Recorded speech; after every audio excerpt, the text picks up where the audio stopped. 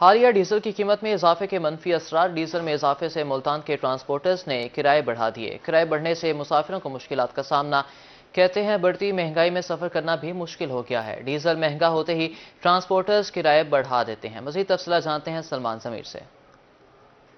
جی بالکل، بات کریں گے ہم بڑھتی ہوئی مہنگائی میں، تو اس وقت ڈیزل کی قیمتوں میں جو ہی ہوش ربا اضافہ ہوا ہے، وہیں دیکھنے میں آ رہا ہے کہ جو کہ ہمارے بس اڈے ہیں ان کے اوپر بھی مہنگائی کا بوجھ جو ہے وہ آن پڑا ہے، اور چیزیں جو ہیں وہ یہاں پر مہنگے داموں بیچنے کے ساتھ ساتھ ٹرانسپورٹ کرایوں میں بھی جو ہے وہ اضافہ دیکھنے میں آیا۔ میرے ساتھ یہاں پہ لوگ موجود ہیں، ان سے بات کرتے ہیں۔ سر، کیا کہیں گے کہ حکومت کی جانب سے راتوں رات ہی ڈیزل قیمتوں میں اضافہ کر دیا گیا تھا، اس کے بعد کیا دیکھ رہے ہیں مہنگائی کی صورتحال؟ دیکھنے میں مہنگائی اتنی کہ ہے کہ ڈیزل تو جو مہنگا ہوا اس کے بعد یہ اڈے والے جو بیٹھے ہیں، یہ فروٹ والے، یہ ریڑیاں والے 10 کی چیز ہے تو 50 کی دیتے ہیں۔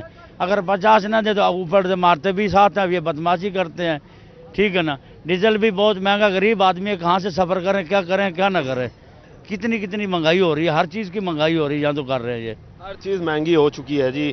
سر، کیا کہیں گے کہ جب لوگ باہر ٹریول کرنے جا رہے ہیں اور اپنے یہاں سے ٹریول کرتے ہیں تو ٹکٹوں کا کیا سین دیکھ رہے ہیں؟ جو ہی ڈیزل مہنگا ہوتا ہے تو کیا ٹکٹس میں گورنمنٹ نے کیا تھا کہ ہم ڈیزل سستا کریں گے، اس کے باوجود کہ اپنا ڈیزل بڑھ گیا ہے۔ کرایہ بڑھائیں گے کیوں نہیں بڑھائیں گے؟ جب ڈیزل ہی پورا نہیں ہوگا ہم گاڑی کیسے چلائیں گے؟ حکومت سے کیا ریکویسٹ کریں گے؟ حکومت سے کہیں گے ڈیزل کمی کرو یا کرایہ بڑھاؤ۔ حکومت سے یہی گزارش کی جاتی ہے کہ فوری طور پر جو ہے وہ ڈیزل کی قیمتوں میں بھی کمی کرے، اور اس کے ساتھ ساتھ پرائس کنٹرول مجسٹریٹس کو بھی یہاں پہ فعال کرے تاکہ یہاں پر جو ریٹس ہیں ان کو قابو کیا جا سکے۔ جی بات کریں گے جنوبی پنجاب کی فضا میں سانس لینا زہر نکلنے کے مترادف۔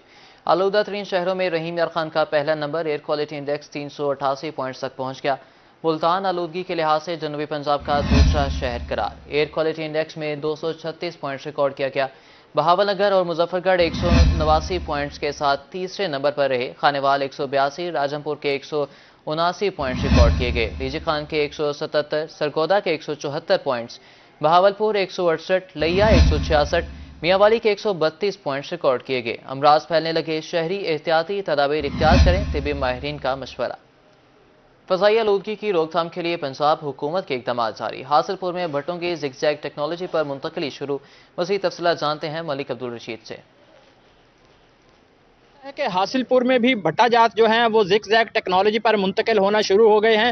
ہمارے ساتھ موجود ہیں صدر بھٹا یونین شہباز چیمہ صاحب، ہم ان سے جانتے ہیں کہ حاصل پور میں ٹوٹل بھٹے کتنے ہیں اور کتنے بھٹے جو ہیں وہ اس ٹیکنالوجی پر منتقل ہو گئے ہیں۔ اس وقت کل حاصل پور بھٹوں کی تعداد ہے 45 بھٹے ہے جو یہاں پر کام کرتے ہیں۔ تقریباً 80% انڈسٹری ہے اور زگ زیگ پر منتقل ہو چکی ہے۔ وہاں پر بلور چل رہے ہیں، کوئی شاپر نہیں ہے، کوئی چیز نہیں ہے۔ جو محکمے نے ہمارے رول لاگو کیے ہوئے ہیں وہ ہم ان پر پورا اترتے ہیں۔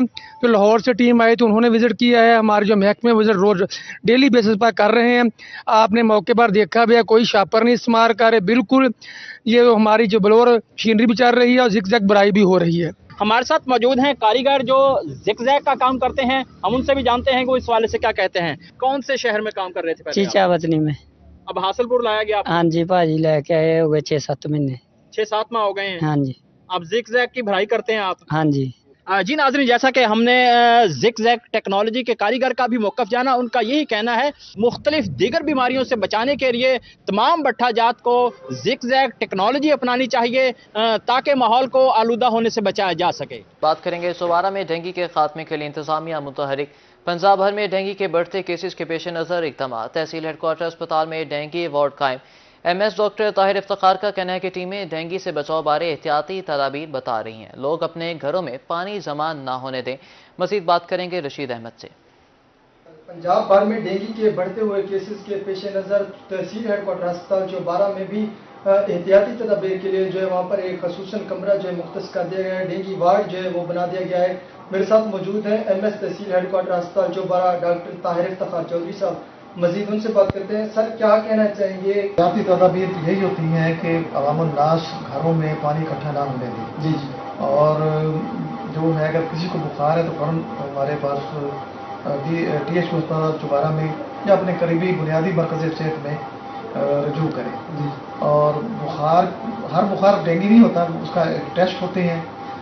ٹی ایچ کو اسپتال میں ایک علیحدہ سے کمرہ مخصوص ہے، اس کا وارڈ ہے، اور اس کا عملہ تعینات ہے، ڈینگی ٹیسٹ ہے، اور اس میں احتیاط کی ضرورت زیادہ ہوتی ہے۔ جی بالکل، تحصیل ہیڈ کوارٹر ہسپتال چوبارہ میں بھی ایک جو ڈینگی ڈیسک ہے وہ جو ہے بنا دیا گیا ہے، جس پہ جو ہے لوگ آ کے اپنی چیک اپ کروا رہے ہیں۔ ڈاکٹر طاہر افتخار چودھری کی جانب سے لوگوں کو احتیاطی تدابیر یہی بتائی جا رہی ہیں کہ ایک تو اپنے گھروں میں جو ہے پانی جمع نہ ہونے دیں، اگر کسی کو کوئی بخار وغیرہ ہوتا ہے تو وہ فوراً جو ہے ہسپتال سے رجوع کریں۔ جی شکریہ رشید احمد۔ پنجاب میں گورنمنٹ اسکولوں کی نجکاری کا معاملہ، خانیوال میں اساتذہ کا نجکاری کے خلاف احتجاجی دھرنا، احتجاجی مظاہرے کے بعد ریلی بھی نکالی گئی۔ مزید جانتے ہیں محمد ندیم مغل سے۔ اساتذہ اپنے مطالبات کے حق میں گورنمنٹ ماڈل ہائی اسکول میں دھرنا دیے ہوئے ہیں۔ اب سے کچھ دیر کے بعد یہاں سے ریلی بھی نکالی جائے گی۔ ان کے مطالبات گورنمنٹ اسکولوں کی نجکاری کے خلاف ہیں۔ تو مزید ہم بات کریں گے، ہمارے ساتھ یہاں پر خواتین ٹیچر کی بڑی تعداد موجود ہیں، ان سے جانیں گے اس حوالے سے۔ انہوں نے اساتذہ کے حقوق کو پامال کیا ہے۔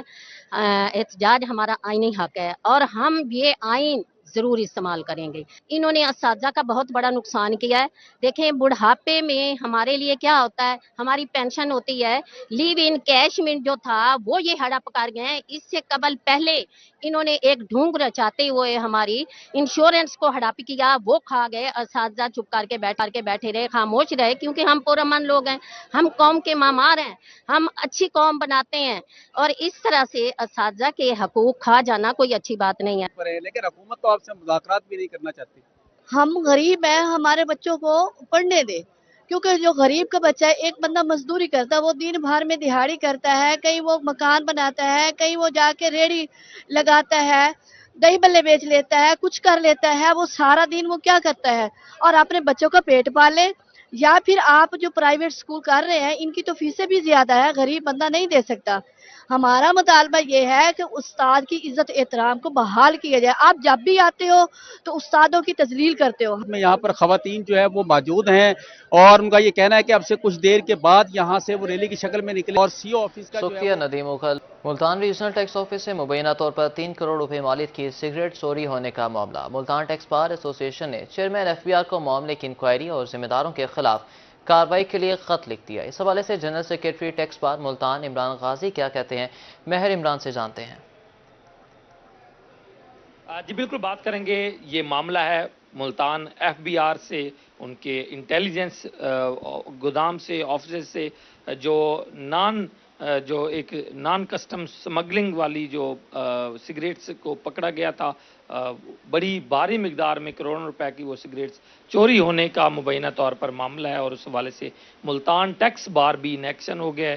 جنرل سیکرٹری ملتان ٹیکس بار عمران غازی نے اس پہ باقاعدہ طور پر چیئرمین ایف بی آر کو ایک لیٹر بھی لکھ دیا ہے کہ اس معاملے میں انکوائری ہو۔ کوئی سٹاف کے لوگ اور سینئر افسران اور ایون کے سٹاف کے لوگوں کو جب سینئر افسران نے پوچھا جی کہ آپ رکشہ بھر کے لے کے گئے ہیں، تو انہوں نے کہا جی کہ ہمارے پاس آپ کی ویڈیوز بھی ہیں، آپ کی ویڈیوز میں بھی آپ بھی ٹرک بھر کے لے کے جا رہے ہیں۔ تو اس وقت کھلا وہاں پر سگریٹیں جو اسمگل شوگر جو پکڑی گئی ہیں اس کو چوری کر کے لے کے گئے ہیں۔ اور ملتان ٹیکس بار نے ایک لیٹر لکھا ہے چیئرمین ایف بی آر کو کہ ابھی تک اس کارروائی کی آر ٹی او سے، ریجنل ٹیکس آفس سے ایک ایف آئی آر درج نہیں ہوئی۔ فوری طور پر جو بھی ملزمان ہیں ان کے خلاف انکوائری ہو، ان کے خلاف ایف آئی آر ہو اور ان کو نوکری سے نکالا جائے ان کے خلاف، اور اس کے بعد جتنا بھی ایک پروسیس ہوتا ہے ان کو جلانے کا، تو اس پروسیس سے پہلے civil society, chamber of commerce اور ملتان ٹیکس بار کے لوگوں کو جتنی سگریٹیں اس دوران پکڑی گئی ہیں ان کی تعداد کو برابر کر کے گنوا کر ان کی کوانٹٹی پوری کر کے پھر آگ لگائی جائے، یہ ہمارا مطالبہ ہے۔ بالکل مطالبہ کیا جا رہا ہے، اور یہ سارا مطالبہ ایک لیٹر کی صورت میں چیئرمین ایف بی آر کو بھی بھجوا دیا گیا ہے، اور شفاف انکوائری کا بھی ملتان ٹیکس بار کی جانب سے مطالبہ کیا جا رہا ہے۔ شکریہ مہر۔ ٹماٹر، آلو اور پیاز کی نیلامی کے اوقات کار تبدیل کرنے کا فیصلہ۔ منڈیوں میں اشیاء خورنوش کی نیلامی کے عمل کو رات کے اوقات میں کرنے پر پابندی عائد کر دی گئی۔ آلو، ٹماٹر اور پیاز کی نیلامی دوپہر 2 بجے ہوا کرے گی۔ اشیاء خورنوش کی نیلامی کا عمل رات کے اندھیرے میں کے بجائے دن کی روشنی میں ہوگا۔ محکمہ پرائس کنٹرول اینڈ کوموڈیٹیز مینجمنٹ نے تمام منڈیوں کی انتظامیہ کو باضابطہ آگاہ کر دیا۔ اپنی چھت اپنا گھر پروگرام کی پہلی قسط کے بعد تعمیراتی کام کا آغاز۔ ڈی جی خان میں گھروں کی تعمیر کا باقاعدہ سنگ بنیاد رکھا گیا۔ ایم پی اے حنیف خان پتافی نے ڈی سی عثمان خالد کے ہمراہ افتتاح کیا۔ اسی بارے میں مزید بتا رہے ہیں بیورو چیف اقبال صادق۔ جی، وزیراعلیٰ پنجاب مریم نواز شریف صاحبہ نے پروگرام شروع کیا تھا اپنی چھت اپنا گھر کے نام سے۔ آج اس پروگرام کی پہلی قسط کے اجراء کے بعد یہاں پر جو बाकायदा तौर पर संग बुनियाद रख दिया गया है। रुकने सूबाई असम्बली पंजाब मोहम्मद हनीफ खान पताफी यहाँ पर मौजूद हैं और जो डिप्टी कमिश्नर डेरा गाजी खान मोहम्मद उस्मान खालिद साहब हैं वो भी यहाँ पर मौजूद है। दोनों ने मिलकर मुश्तरका तौर पर यहाँ पे ईंट रख कर संग बुनियाद रखा है। सर बताइएगा, ये बहुत अच्छा इनिशिएटिव है। चीफ मिनिस्टर साहिबा का एक नहायत ही अहसन कदम है, क्योंकि इसमें हमारे बहुत से लोग ऐसे हैं जिनके पास अपनी छत नहीं है, अपना घर नहीं है, जिसकी वजह से वो या तो किराए के मकानों में रहने पे मजबूर हैं या दर बदर की ठोकरें खाने पे मजबूर हैं। तो आज हमने ये देखा है, आज हम यहाँ पे आए हैं और हमारे जो एक बेनिफिशरी हैं उनकी आज यहाँ पे जो घर है उन्होंने अपना उसकी बुनियाद रखी है और हम इस नेक काम में उनके साथ शामिल हुए हैं। मेरे साथ जो हमारे पार्लियामेंटेरियन हैं हनीफ पताफी साहब वो भी मौजूद हैं। मैं मुबारकबाद भी पेश करता हूँ हमारे मज़हर भाई हैं जिनको ये गवर्नमेंट के इस इनिशिएटिव की बदौलत आज एक इंस्टॉलमेंट मिल गई है और इंशाल्लाह दूसरी इंस्टॉलमेंट भी जो इनको जल्दी मिल जाएगी और मैं उम्मीद करता हूँ कि ये जल्दी अपना जो है इस छत के नीचे अपना रहना शुरू करेंगे और अल्लाह ताला इस घर को इनके लिए बाबरकत करे। जी बिल्कुल, बेनिफिशरीज को मुबारकबाद पेश कर रहे हैं और इनका ये कहना है कि दूसरी इंस्टॉलमेंट के बाद भी ये चेक एंड बैलेंस रखा जाएगा और प्रॉपर अपनी निगरानी के अंदर जिनके पास छतें नहीं है और जो अहल अफराद पाए गए हैं उन्हीं के घरों को बनवाने में ये अपना किरदार अदा करते रहेंगे। जी का बात करेंगे ग्रीन ट्रैक्टर स्कीम की कुरंदाजी होगी। मुल्तान के 267 खुशकिस्मत किसानों के कुरंदाजी में नाम निकल आए। ग्रीन ट्रैक्टर स्कीम में 12 खातून के नाम भी निकले हैं। मज़ीद तफसीलात जानेंगे जुनैद अनवर से। बिल्कुल, ग्रीन ट्रैक्टर स्कीम का जो है वो उसकी कुरानदाजी हो चुकी है। ज़िला मुल्तान की बात की जाए तो 21,807 लोगों ने ग्रीन ट्रैक्टर स्कीम के अंदर जो है वो अप्लाई किया था, जिसके अंदर कुरानदाजी के बाद जो है वो 267 लोगों के जो है वो कुरानदाजी के नाम निकले हैं ज़िला मुल्तान के अंदर, जबकि इनको बज़रिया कुरानदाजी जो है इनके नाम निकले और अब इनको ट्रैक्टर जो है वो इनके फाइनल हो चुके हैं ग्रीन ट्रैक्टर। जबकि अगर बात की जाए तो 1 एकड़ से लेकर 50 एकड़ तक के जो काश्तकार थे 21,807 वो काश्तकार शामिल है जिन्होंने अप्लाई किया था।